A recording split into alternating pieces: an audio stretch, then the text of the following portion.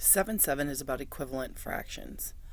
My objective is to help you to develop and use a rule for generating equivalent fractions.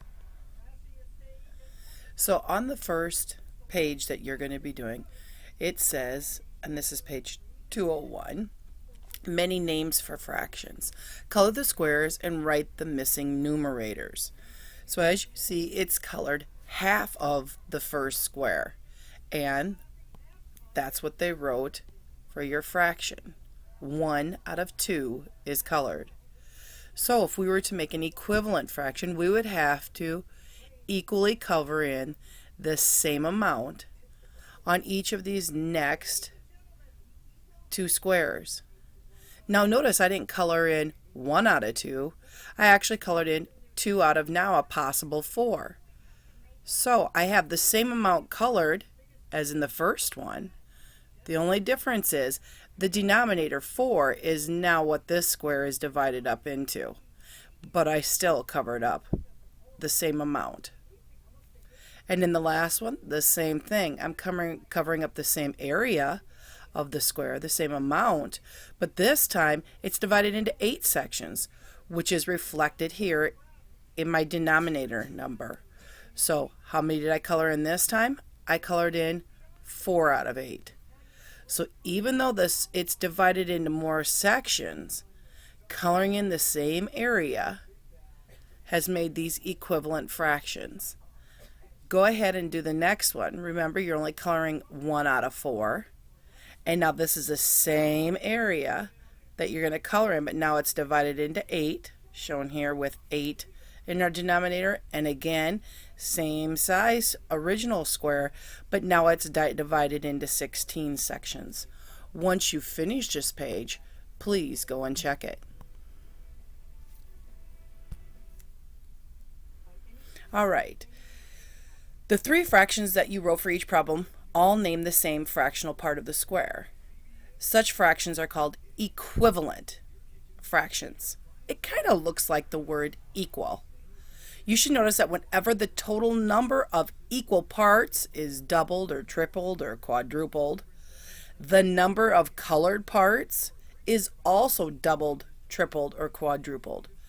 But the fractional part represented by the colored parts does not change, meaning that you covered the same area within that square. In this lesson, we will develop a rule for finding equivalent fractions. And sorry about that, I don't know what's going on. This is just another way or method in order to figure out your answer. If you notice here, your first initial fraction was 1/2. All we did is multiply the top number by 2 and the bottom number by 2, which gave us the new equivalent fraction of 2/4. Again, the original number was 1/2. We multiplied the top number, the numerator, by 4, and the bottom number, the denominator, by 4, and came up with another equivalent fraction of 4/8. In problem 2, the same thing. We had a 1/4, we times it by 2, which equals 2. We times the denominator by 2, which equals 8, making 2/8 an equivalent fraction of 1/4. And finally, the last one in problem 2, we took 1/4, we multiplied each the numerator and the denominator by 4, and came up with its equivalent fraction of 4/16. The equivalent fraction rule can be used to rename any fraction. The equivalent rule being that as such, that whenever you take, whatever number you take and multiply the top number by, you must use that same number to multiply the bottom number or the denominator by in order to come up with that equivalent fraction name.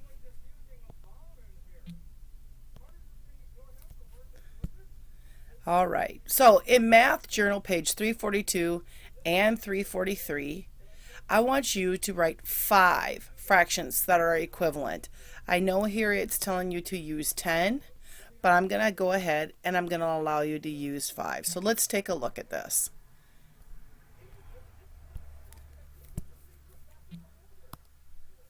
Sorry, this is a pretty tricky little area here when I'm trying to click on. And I don't know what I'm touching. All right, so let's pull down 342. And let me erase this real quick. Okay. It's asking you to make a fraction here of equivalent fractions for a third. The easiest thing to do is to start out automatically by multiplying by the number 2 and go up from there. So 1 times 2 is 2. 3 times 2 is 6. Now we can use the number 3. 1 times 3 is 3. 3 times 3 is 9. 1 times 4 is 4. 3 times 4 is 12. 1 times 5 is 5. 3 times 5 is 15. And 1 times 6 is 6. 3 times 6 is 18. Now I could go ahead and keep going and do 1 times 7 is 7, 3 times 7 is 21, 1 times 8 is 8, 3 times 8 is 24, but I asked you only to do 5, so those are the 5. I always start with a smaller number. You don't want to start with larger numbers and make the figuring a little more difficult, or it may just take a little bit longer. So go ahead and figure those out. Remember, you want to figure out what the percent is. You've done that on an earlier sheet where you take the top number in a calculator and divide it by the bottom number to come up with a decimal. And right on this one, on a third, it would come up as 0.33333, which actually would be equivalent to 0.33 and a third. So what is that as a percent? Well, it's actually 33 and a third percent. You move that decimal over 2 places, 1, 2, and that's how you make your percent. All right, go ahead and finish that page and then correct just the first 5 in the math journal.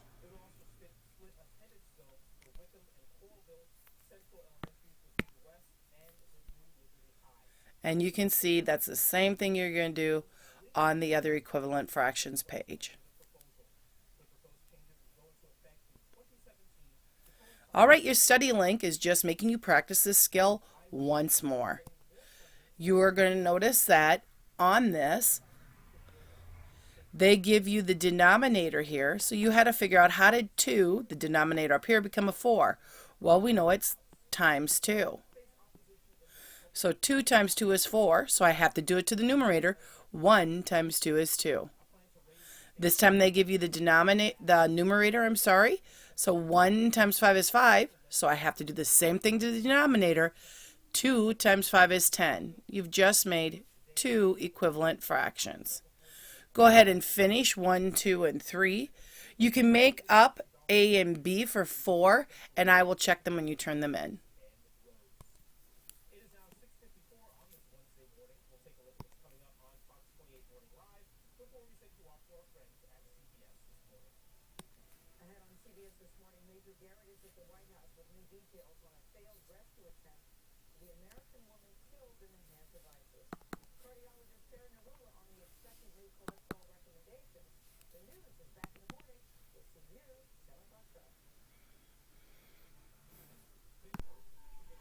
Seven is about equivalent.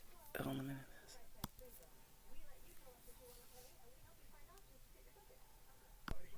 7 is about equivalent fractions. I'm going to help to guide the development and use of a rule for you for generating equivalent fractions. So your first sheet that you're going to see here, many names for fractions, is page 201, and you're going to complete this journal page. When figuring out equivalent fractions, you want to look at your initial shape. As you see here, your initial shape is a square. And of that square, you've filled in half. Notice this is represented by the numerator. The amount that is filled in is represented in the top number, 1. And the bottom number is the total. You have 1, 2 pieces, so it's divided into 2 sections, which is your denominator. You must color in the same amount or the same area of each square that they are showing you here. So as you see here, it's the same size. This square is the same as this one, is the same as this one. The only difference is they cut this into 4 sections. That's represented here by your denominator. They cut this one into 8 sections, also represented here in the denominator. How many? Notice this size filled in is the same as here, so you colored in 2 out of the 4, and here you colored in 4 out of the 8. That's how you do equivalent fractions. You cover the same area. The only difference is what the denominator's number is, telling you how many sections it is divided into. So go ahead, read the directions. You need to color 1/4 of each of these 3 large squares and 3/4 of each of these large squares. Then go check your answers in the book, please.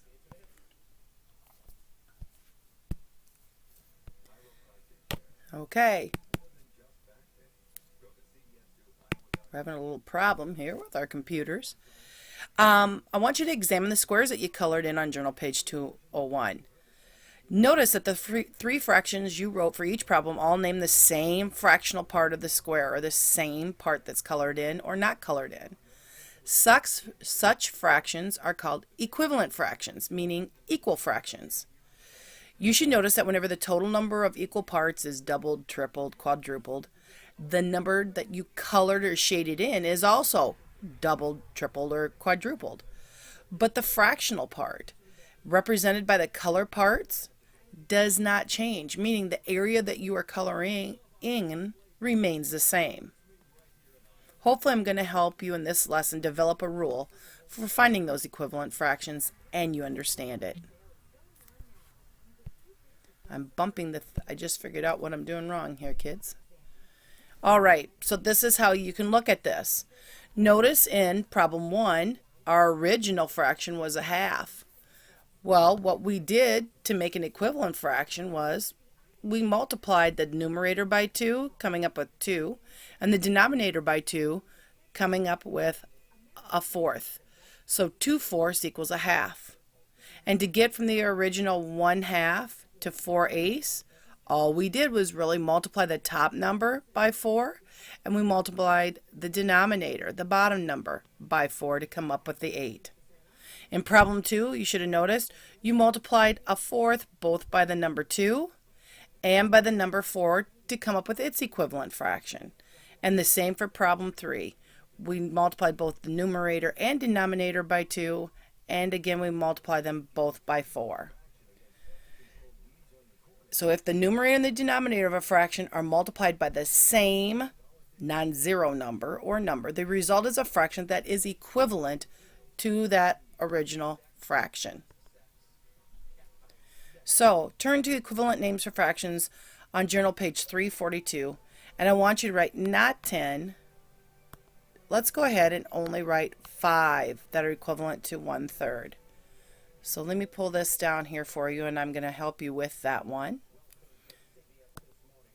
I'm going to erase this so that's out of the way. So let's look at the one they asked you to do, 1/3. Again, we just follow the rule. We multiply first by 2. 1 times 2 is 2, and 3 times 2 is 6. Then we multiply by 3. 3 times 1 is 3. 3 times 3 is 9. Multiply by 4. 4 times 1 is 4. 3 times 4 is 12. Multiply by 5. 1 times 5 is 5. 3 times 5 is 15. And multiply by 6. 1 times 6 is 6. 3 times 6 is 18. Now it tells you to write it as a decimal. If you punch this into your calculator and do the top number first, 1 divided by 3 equals, you will see it says 0.3333333333. So as a decimal, I'm going to write that as 0.33 1/3. As a percent, I'm just moving that decimal point over 2 places, and it's going to be 33 1/3%. Go ahead now and do the rest on this page and on the next page on 343 and then check your answers. And your study link,